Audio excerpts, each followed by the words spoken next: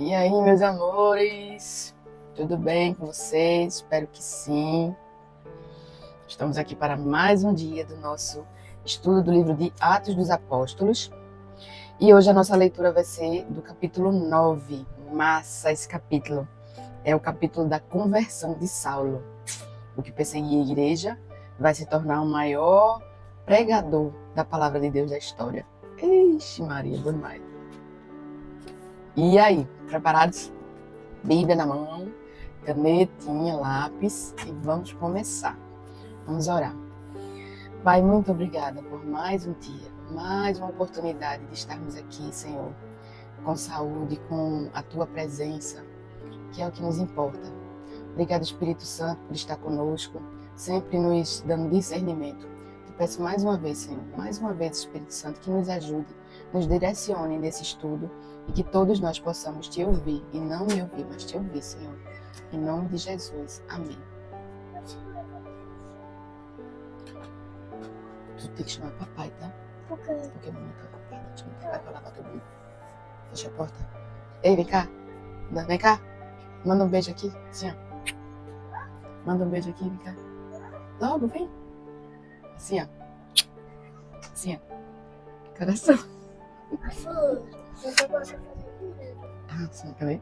Vai. Eita! Pronto, vai lá e tu chama papai. Eu fiz assim. Tô fazendo mais rápido. Vai, mamãe, te amo. Chama papai, tá? Que mamãe tá ocupada. Fecha a porta. Quando eu abri os olhos, eu pensei que era um anjo do meu lado. É quase um anjo, meu Deus. Vamos lá. Capítulo 9. Saulo, respirando ainda ameaças e morte contra os discípulos do Senhor, dirigiu-se ao sumo sacerdote e lhe pediu cartas para as sinagogas de Damasco, a fim de que, caso achasse alguns que eram no caminho, não, vê como ele fala assim, caso achasse alguns que eram do caminho de Jesus era o caminho, ninguém sabia, tanto homens como mulheres, os levasse presos para Jerusalém. Enquanto seguia pelo caminho, ao aproximar-se de Damasco, subitamente, olha o que aconteceu, ele estava lá andando de cavalo, e aí de repente, subitamente, apareceu uma luz do céu, que brilhou ao seu redor, e ele caiu por terra e ouviu uma voz que lhe dizia: Saulo, Saulo, por que você me persegue? Ele perguntou: quem é o Senhor? E a resposta foi: eu sou Jesus, a quem você persegue. Mas levante-se e entre na cidade, onde lhe dirão o que você deve fazer. Jesus foi lá e encontrou Saulo. Engraçado, quando nós temos um encontro com Cristo, é tão impactante. Veja, Paulo caiu e Jesus ele mudou totalmente o destino dele, daquela viagem. Ele foi com intenção, mas quando ele encontrou Jesus, tudo mudou. Né? Ele não precisou usar aqueles ofícios, e Jesus falou assim: vá, entre na cidade e siga as instruções que você vai receber. Então, a partir do momento em que nós encontramos a Cristo, nós não fazemos o que queremos, o que achamos certo, nós fazemos o que o Espírito do Senhor nos revela, nos direciona. Toda vez que tudo que nós vamos fazer, falar, nós precisamos ser direcionados pelo Espírito Santo. Porque o próprio Paulo, lá mais na frente, vai dizer: pois não vivo eu mais, né? Mas Cristo é quem vive em mim. As coisas velhas se passaram, eis que tudo se fez novo. Eita, como é bom ter Jesus. Aí, os homens que viajavam com Saulo pararam emudecidos, ouvindo a voz, mas não vendo ninguém. Então Saulo se levantou do chão e, abrindo os olhos, nada podia ver. Quando nós temos um encontro com Cristo, quando nós temos um encontro verdadeiro com Cristo, todas as pessoas que estão na nossa convivência percebem. Eles notam algo diferente. E aqui, Saulo ficou cego. É como se, na minha cabeça, assim, o que é que eu entendo? que Paulo ele precisava ter os olhos transformados, né? Ele precisava de uma forma nova de ver, aquela forma como ele via as coisas de Deus, né? Porque ele era muito religioso e na cabeça dele tudo que ele fazia era por Deus. Então ele tinha uma vida toda com aquela ideia fixa. Então tudo que a gente pensa, tudo que a gente aprende vai interferir na forma como a gente vê a vida, como a gente enxerga as pessoas, como a gente enxerga ao nosso redor. Então é preciso que nós tenhamos a nossa forma de olhar diferente. Quando nós temos o Espírito Santo, ele renova a nossa maneira de pensar. Nós não pensamos mais como antes, porque nós agora temos a mente de Cristo, e a mente de Cristo vai transformar a forma como nós olhamos para as coisas. Então é interessante, ele podia ter ficado com outra deficiência, mas ele ficou cego, porque os olhos são a janela da alma. Amém? Caramba, isso não sou eu, gente, isso é o Espírito Santo. Espírito Santo, obrigada, Espírito Santo, Senhor tão maravilhoso. Então Saulo se levantou do chão, abrindo os olhos, nada podia ver. E guiando-o pela mão, levaram-no para Damasco. O cara precisou de ser levado pelos soldados dele, a dependência, né? Nós precisamos ser totalmente dependentes do Espírito Santo. Meu Deus, quanta revelação. Quando nós temos um encontro com Cristo, nós entendemos que nós não conseguimos saber, enxergar nada, um palmo além da nossa frente. E nós precisamos ser conduzidos e guiados pelo Espírito Santo, porque só Ele sabe o melhor caminho para nós. Aleluia. Meu Deus, que coisa linda. Já poderia ter parado aqui, Senhor, porque como o Senhor é bom e revela as tuas verdades para os teus filhos, Senhor. E o Senhor, graças a Deus, que revela para os pequeninos, Pai. Obrigada, Jesus.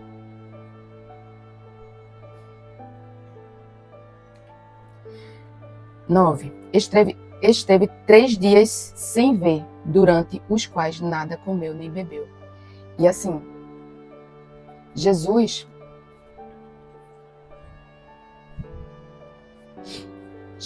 quando morreu, ele ressuscitou após 3 dias. Nada que está aqui nas Escrituras é por acaso. Saulo, ele ficou 3 dias sem ver. A palavra de Deus diz que nós morremos com Cristo e ressuscitamos com Cristo quando nós nos convertemos. Quem pagou o preço na cruz foi Ele. Mas quando nós cremos nele, nós morremos para nós mesmos e ressuscitamos para uma nova vida junto com Ele. E esses 3 dias, Jesus passou na morte, né? Ele tomou a chave do inferno e só após 3 dias ele ressuscitou. Durante os quais esses 3 dias Paulo nem comeu e nem bebeu, igual a Cristo. Cristo estava morto. E quando ele ressuscitou, o que foi que ele fez? Ele foi se encontrar com os discípulos e ceiou com os discípulos, ele comeu com os discípulos. Então, olha como tudo é maravilhosamente perfeito. Por que Saulo não ficou cego durante 5 dias ou 2 dias? Por que 3 dias? Entende que tudo tem um propósito. Porque ele precisou morrer com Cristo. E aqui é como se fosse uma simbologia disso, sabe? Que coisa linda. Versículo 10. Havia em Damasco um discípulo chamado Ananias. O Senhor lhe apareceu numa visão e disse: Ananias. Ao que ele respondeu: Eis-me aqui, Senhor. Sempre que o Senhor nos pedir algo, nos chamar, nós precisamos estar disponíveis, porque em todas as Escrituras nós vemos que os verdadeiros filhos e servos do Senhor, eles estão sempre prontos a obedecer. Eis-me aqui, Senhor. Eis-me aqui, Senhor. Todos os dias nós precisamos dizer isso para Ele. Quando a gente acordar, a gente fala: Senhor, obrigada por esse dia. Eis-me aqui, Senhor. Usa-me, Pai. Eu estou aqui para te servir. E não a gente acordar para pedir. Primeiro nós precisamos ser servos. Ter essa consciência de que nós somos servos. Ele nos abençoa porque Ele é bom e não porque nós merecemos. Aleluia. 11. Então o Senhor lhe disse: Levante-se e vá à rua que se chama Direita, e na casa de Judas procure um homem de Tarso chamado Saulo. Ele está orando, e numa visão viu entrar um homem chamado Ananias e impor-lhe as mãos para que recuperasse a vista. Tudo perfeito. Saulo estava lá orando. Ele amava Deus, ele orava, ele era doutor na lei. Ele era o mestre na lei. Mas ele não conhecia Jesus Cristo. Não adianta eu ser doutor, saber as Escrituras e não conhecer a Cristo. E ali ele estava orando e o Senhor revelou a ele o que ia acontecer. E aí o Senhor foi lá em Ananias e falou o que ele deveria fazer. 13. Ananias, porém, respondeu: Senhor, de muitos tenho ouvido a respeito desse homem, quanto mal tem feito aos teus santos em Jerusalém. E aqui em Damasco, ele ainda tem autorização dos principais sacerdotes para prender todos os que invocam o teu nome. Então ele ficou receoso. Senhor, ele mata os teus seguidores. Se eu for lá, ele tem autorização para me prender ou para me matar. Mas o Senhor disse a Ananias: vá, porque este é para mim um instrumento escolhido para levar o meu nome diante dos gentios e reis, bem como diante dos filhos de Israel, pois eu mesmo vou mostrar a ele quanto deve sofrer pelo meu nome. Aleluia! Jesus escolhe os improváveis. Jesus não nos vê como as pessoas nos veem. Por isso que nós não podemos julgar ninguém. Porque Ananias, ele julgou pelo que ele ouviu, pelo que ele viu. Mas Jesus, ele sonda os corações e ele escolhe quem ele quer. E como os discípulos não queriam ir para os gentios, eles não queriam sair do seu conforto ali, eles tinham medo de ir para os gentios, Jesus precisou levantar esse homem corajoso, que Saulo era corajoso. E além disso, Saulo era influente. Saulo, ele tinha cidadania romana, ele era uma pessoa muito influente, ele tinha 2 cidadanias, tanto é que ele tinha 2 nomes, ele era Saulo e ele era Paulo. Se eu não me engano, ele era Saulo e ele era Paulo. E aí, Jesus, se ele tem influência, ele vai conseguir ir, através do meu poder e através da influência dele, aonde eu preciso que a palavra chegue, a minha palavra chegue. Então, Paulo, por isso que é importante nós aproveitarmos a nossa influência para levar a palavra de Deus. Por exemplo, existem pessoas do meu trabalho que jamais iriam para a igreja. E eu sou um caminho, um canal para Deus falar com aquela pessoa. Então, nós somos instrumento de Deus onde nós estamos. Se eu moro num condomínio, é porque eu tenho um propósito de falar para as pessoas de Deus aqui no meu condomínio. Se eu tenho esse canal no YouTube, talvez pessoas aqui jamais iriam ouvir uma palavra dessa, porque nunca foi na igreja, nunca vai na igreja. Então, Jesus, ele usa a gente, apesar dos nossos defeitos, porque não é sobre mim, é sobre ele que quer usar a nossa influência para chegar até a vida das pessoas. 17. Aí 16 ele fala assim: pois eu mesmo vou mostrar a ele quanto deve sofrer pelo meu nome. Então, nós iremos ser perseguidos, nós iremos ser caluniados pelo nome de Jesus. E Paulo sofreu. Sofreu, mas ele sofria com orgulho e ele perseverava porque ele tinha um propósito maior do que o sofrimento dele. Então Ananias foi, e entrando na casa, impôs as mãos sobre Saulo, dizendo: Saulo, irmão, o Senhor Jesus, que apareceu a você no caminho para cá, me enviou para que você volte a ver e fique cheio do Espírito Santo. Imediatamente caíram dos olhos de Saulo umas coisas parecidas com escamas. Vê que onda.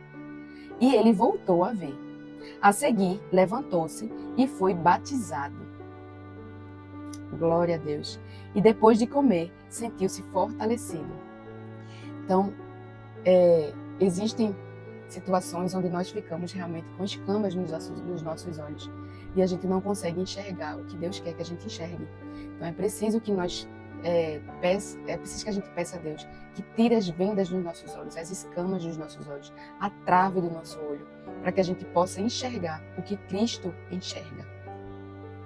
E aí ele foi batizado. Saulo, porque ele nunca tinha se batizado, né? Porque o batismo, quem veio foi trazer foi João Batista e ele perseguia João Batista. E quando ele se batiza, ele está demonstrando simbolicamente que ele morreu para o que ele sempre viveu e que ele nasceu para Cristo. Então, ele, além dele crer no coração dele, ele precisava de um sinal para que as pessoas vissem que ele realmente estava nascendo novamente. O Saulo, 19, continuando. Saulo permaneceu alguns dias com os discípulos em Damasco e logo nas sinagogas proclamava Jesus, afirmando que ele é o Filho de Deus. Todos os que ouviam Saulo estavam atônitos e diziam: não é este o que exterminava em Jerusalém os que invocavam o nome de Jesus? E veio para cá precisamente para prender e levá-los aos principais sacerdotes. Saulo, porém, mais e mais se fortalecia e confundia os judeus que moravam em Damasco, demonstrando que Jesus é o Cristo. Oxe, não era aquela pessoa, não era fulana que vivia nos barzinhos, não era cicrano que vivia não sei o quê. E aí as pessoas começam a ver a transformação e até a duvidar. Será? Os fulano um dia desse estava ali fazendo isso e aquilo e agora está dizendo que Jesus Cristo é o Senhor e Salvador? Meu amigo, mas é desse jeito. Mas ele perseverava e se fortalecia e confundia as pessoas. Decorridos muitos dias, e assim,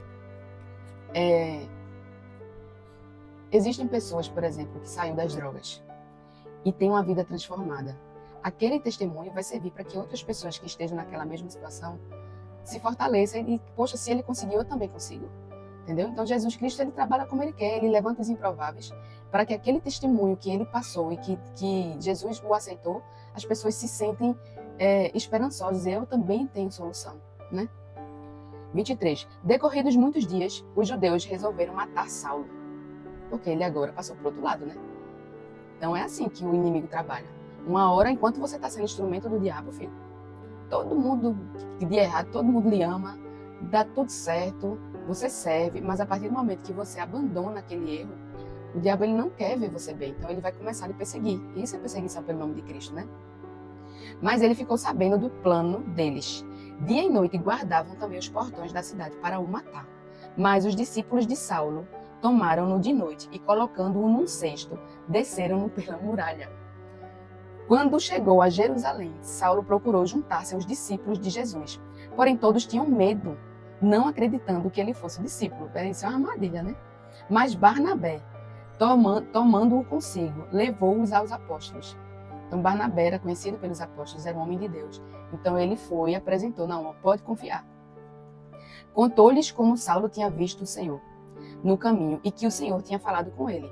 Também contou como em Damasco Saulo tinha pregado ousadamente em nome de Jesus. Então, nós precisamos de testemunhas, né? Nosso testemunho, ele tem peso. Então, não importa o que eu vivi, mas como eu tenho vivido agora. Qual é o meu testemunho? Quais são as minhas atitudes agora que confirmam que eu sou de Cristo? O nosso passado não importa. O nosso passado vai ficar para as pessoas nos julgarem. Mas nós precisamos entender que aquilo ficou para trás e que hoje nós temos, sim, uma nova vida. E não se incomodar com os julgamentos. Porque o Espírito Santo, Deus, ele não aponta nem julga ninguém.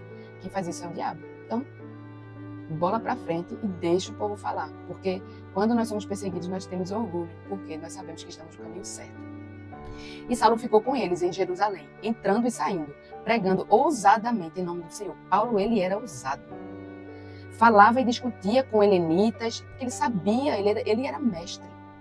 Então ele tinha, por isso que nós precisamos entender isso, gente. Porque nós precisamos ter argumento. Não é só eu acho. Jesus, quando ele foi tentado pelo diabo, lá no deserto, ele rebateu, ele enfrentou com a palavra. É com isso aqui, que nós conseguimos vencer batalhas. 29. Falava e discutia com helenistas, mas eles procuravam matá-los. Quando isto chegou ao conhecimento dos irmãos, levaram Saulo até Cesareia e dali o enviaram para Tarso. Assim, a igreja tinha paz por toda a Judéia, porque Saulo parou de perseguir também, né? Porque ele era o que botava para moer, né? Ele trabalhava. Edificando-se a igreja, né? Edificando-se e caminhando no temor do Senhor e no consolo do Espírito Santo. Crescia em número. Então isso aqui, gente, que coisa linda. A igreja, ela edifica, ela cresce no temor e no consolo do Espírito Santo. No temor do Senhor e no consolo do Espírito Santo. No temor, porque nós precisamos temer que somos servos, filhos, precisamos fazer a vontade dele, não a nossa. e no consolo do Espírito Santo, porque Jesus disse, no mundo tereis aflições, mas tenha bom ânimo, porque eu já venci o mundo. 32. Passando Pedro por toda a parte, foi também visitar os santos que moravam em Lida. Encontrou ali certo homem, chamado Enéas. Meu nome é Enéas. Enéas era bíblico, ó gente. Que havia 8 anos jazia da cama. Que havia 8 anos jazia de cama, pois era paralítico. Então, ele encontrou Enéas, que há 8 anos ele era paralítico. Pedro lhe disse, Enéas, Jesus Cristo cura você. Levante-se e arrume a sua cama. E ele imediatamente se levantou. Todos os habitantes de Lida e da região de Saron viram Enéas e se converteram ao Senhor. Então, sempre é assim, né, gente? Os discípulos, eles lançavam os sinais para atrair as multidões. E aí, depois que eles estavam perto de Pedro, aí Pedro pregava. Então, os sinais e maravilhas servem para glorificar o nome de Deus e atrair os ouvidos e os olhares das pessoas para Jesus. Não é feito hoje que o povo fica usando sinais e maravilhas para promover-se, né, promover seu nome. 36. Em Jope havia uma discípula, olha aí, uma mulher, chamada Tabita, eu acho. Nome este que traduzido é Dorcas. Ela era notável pelas boas obras e esmolas que fazia. Então ela era uma mulher de Deus, uma discípula que ajudava bastante, tanto nas suas obras como com as suas finanças. Aconteceu que naqueles dias ela adoeceu e veio a morrer. Meu Deus, vamos ver uma ressurreição agora. Então ela adoeceu e veio a morrer, uma grande serva do Senhor. Depois de a levarem, puseram o corpo no quarto do andar superior. Como Lida ficava perto de Jope, os discípulos, ouvindo que Pedro estava ali, enviaram-lhe 2 homens com o seguinte pedido: não se demore em vir até nós. Pedro se aprontou e foi com eles. Quando chegou lá, eles o levaram ao quarto do andar superior. Todas as viúvas o cercaram, chorando e mostrando-lhe túnicas e vestidos. Naquela época, as viúvas elas eram muito desprezadas, e os órfãos. Então, essa mulher, com certeza, ela deveria ter um projeto, né, onde ela ajudava essas viúvas financeiramente. Então, ela tinha suas seguidoras. Elas ajudavam essas viúvas. E aí as viúvas mostrando-lhe túnicas e vestidos que Dorcas tinha feito enquanto estava com elas. Olha aí, elas faziam roupas, eu acho que para doar ou para levantar dinheiro, não sei. Mas Pedro mandou que todos saíssem. Então, muitas vezes, minha gente, para um milagre de Deus acontecer, nós precisamos tirar algumas pessoas de perto. Porque a incredulidade de algumas pessoas pode impedir o milagre acontecer. E aí Pedro, com muita sabedoria, pediu que todos saíssem, ajoelhou-se, orou, depois, voltando-se para o corpo, disse: Tabita, levante-se. Ela abriu os olhos e, vendo Pedro, sentou-se. Ele, dando-lhe a mão, ajudou-a a ficar em pé e, chamando os santos, especialmente as viúvas, apresentou-a viva. Isto se tornou conhecido em toda a cidade de Jope e muitos creram no Senhor. Olha aí, o objetivo do milagre é que muitos creram no Senhor. O objetivo de realizarmos sinais e maravilhas é único e exclusivamente para a glória de Deus, para que Jesus seja conhecido pelas pessoas. 43. Pedro ficou em Jope muitos dias na casa de um curtidor chamado Simão. Então, meu Deus, Pedro, quem era Pedro? Um pescador, iletrado, precipitado, sanguíneo, temperamento, ansioso, com as palavras duras, bruto, que negou Jesus 3 vezes. E olha o que Jesus fez na vida, através da vida desse homem. Então nós somos instrumentos. Pedro era um homem igual a mim e você. Mas ele vivia com esse propósito. Então, da mesma forma que Pedro, ele conseguia operar milagres e maravilhas, não é que ele conseguia, da mesma forma que Pedro era usado para manifestar os sinais e maravilhas de Deus, nós também podemos ser usados. Nós precisamos ter essa ousadia, ter essa intimidade, essa comunhão, para que o Espírito de Deus ele se revele através da nossa vida, porque existem tantas pessoas precisando desses instrumentos vivos de Deus, Porque nós somos os braços, nós somos os pés de Cristo. Ele é o cabeça, nós somos o corpo, nós somos a ação, nós somos o que vai até lá para que o poder de Jesus Cristo chegue até os lugares, até as pessoas. E Jesus ressuscitou aquela mulher através de Pedro. Então, meu Deus, olha como Jesus usa as coisas. Muitas vezes nós passamos por situações tão difíceis, mas o propósito é só esse. É glorificar o nome de Deus quando nós recebemos a vitória. E aquelas pessoas veem que não foi naturalmente, foi Deus. Foi Deus. Meu Deus, que capítulo foi esse?